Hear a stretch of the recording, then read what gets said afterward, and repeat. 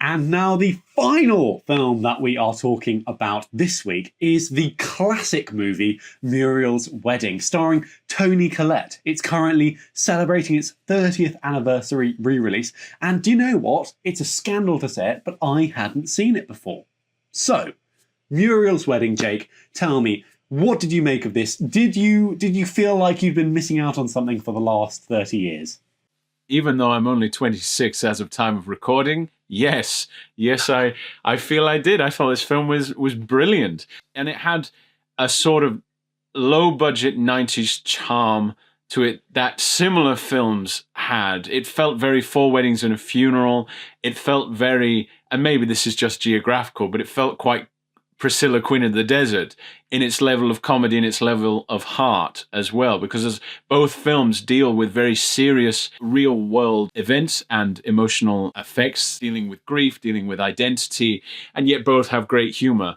And Muriel's Wedding is the story of Muriel, a very runt-of-the-litter sort of character in her family. She steals money to leave home and go on a holiday, but then decides to leave home permanently, but then is brought back through varying degrees of turmoil. She's a person who is very eager to lie, but also has a good heart. She just wants to be something else that isn't the waste of space that her very hapless father has directed towards her.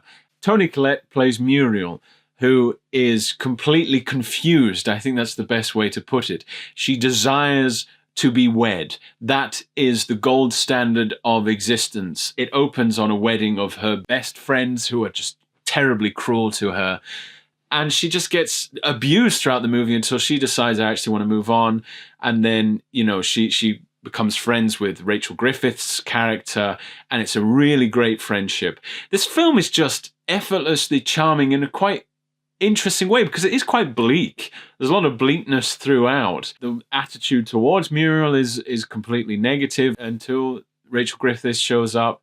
Bill Hunter, who plays her dad, is very hilarious in his stubbornness and his cruelty. And it is a very serious movie. It takes some dark turns, but I never felt like I had the Bridge to Terabithia syndrome. It was genuinely really still charming even in its tragedy. The line from Wicked, tragically beautiful, I think this film is, or beautifully tragic, either which way.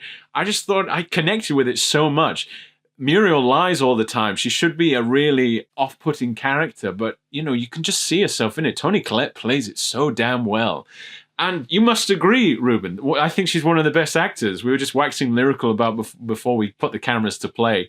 So I think she is the powerhouse of this film. I think the writing's really nice, not too out there. It has some cliche bits, but they're dealt with so well because the performances are so good. I thought this was really great as well. I really, really was moved by it.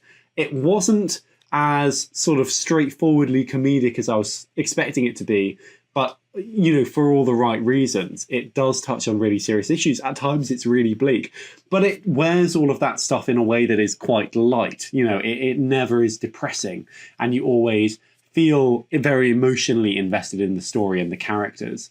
I think in many ways, I would say it's like the slightly grittier Australian cousin to Four Weddings and a Funeral, because actually structurally they're similar in a way, because they begin with a wedding, they are heading towards a wedding, shall we say, and there is this kind of love story, although in this it's platonic, playing out between the two leads. I thought it was spectacularly well written, but in a very understated way. All the way through, we understand this character really innately, but it's through the small moments, it's through the small actions. And I think Muriel is such an unbelievably relatable character. And that might sound mad because she's a pathological liar. She makes the bad choice every time she's offered a good one and a bad one. She always goes down the road that leads to destruction and self-destruction.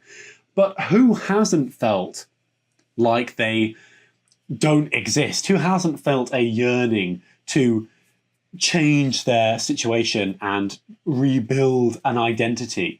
And for her, and I think this is hugely related to the way in which, women are perceived in society as not having value if they're single, she is very much a person who's gone, okay, my life is very unhappy.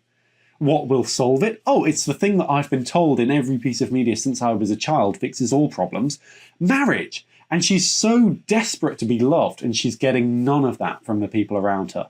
So I really felt a huge empathy with Muriel. She's Mariel later in the film, confusingly. But that's a big part of her, restarting her life, reinventing herself elsewhere. And you're so happy for the moments that she is, even when you think this is a terrible decision. The moments where she is happy and where she feels free, you get it. You understand, okay, you're looking for meaning.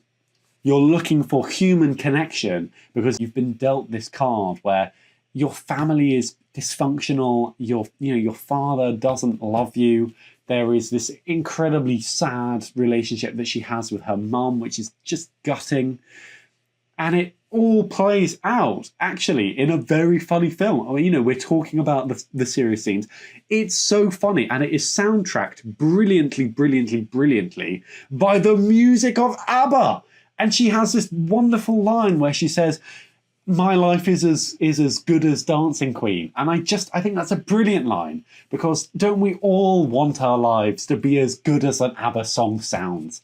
It's fabulous. And there is a crazy sequence in which she is walking past a wedding dress shop, and we get this brilliant score version of Dancing Queen, and it knocked my socks off. It's like a religious experience. ABBA as a religious experience. It's extraordinary. So yeah, as you can tell, I was really knocked out by it. Really, really fabulous.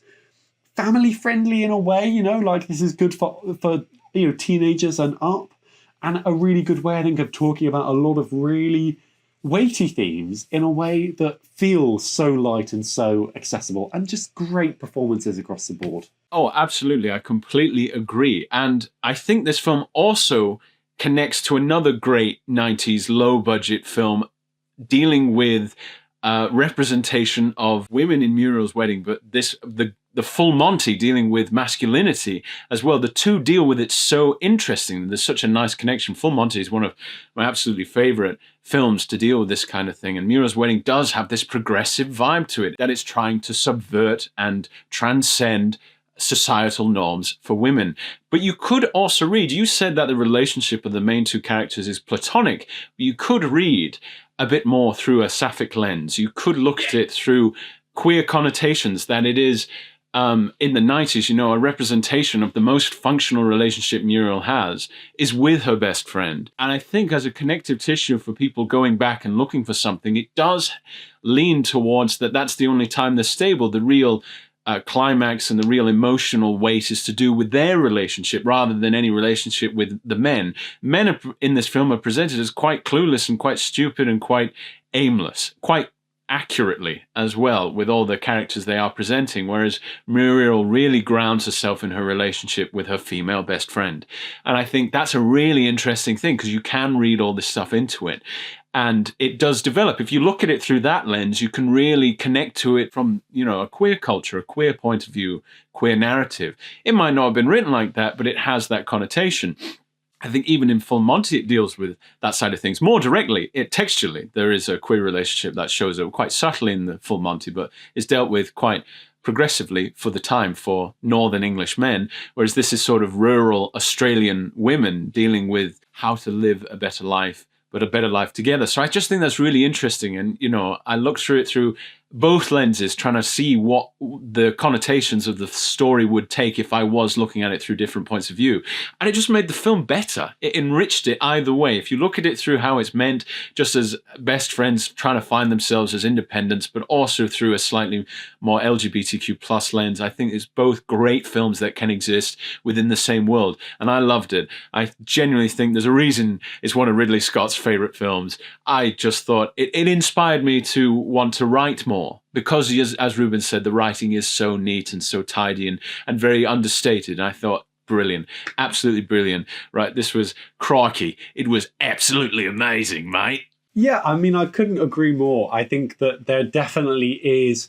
I wondered at one point if it was going to be a queer love story, because, as you say, it definitely can be read in that way. And I think that, that kind of concluding sequence in which they're finally getting out of town. Porpoise Spit, when they're finally getting out, you're just like, hallelujah. It's like a bank robbery and they're getting away into the sunset. It's lovely, and it is romantic in that way, and I'm sure that there have been some very interesting and really excellent bits of writing about this film and its queer subtext. But I really felt it was very life affirming. I felt so hopeful and optimistic by the end of it, which is not how I would necessarily have thought it was going to go if you'd asked me halfway through, where there's definitely it sort of tips into a much more tragic story and you think, oh gosh, is this where we're headed? But yeah, I found it really lovely, really life affirming, and it's wonderful. I look forward to revisiting it again and again and introducing it to my girlfriend. I think she'd love it. So yeah, it's fabulous.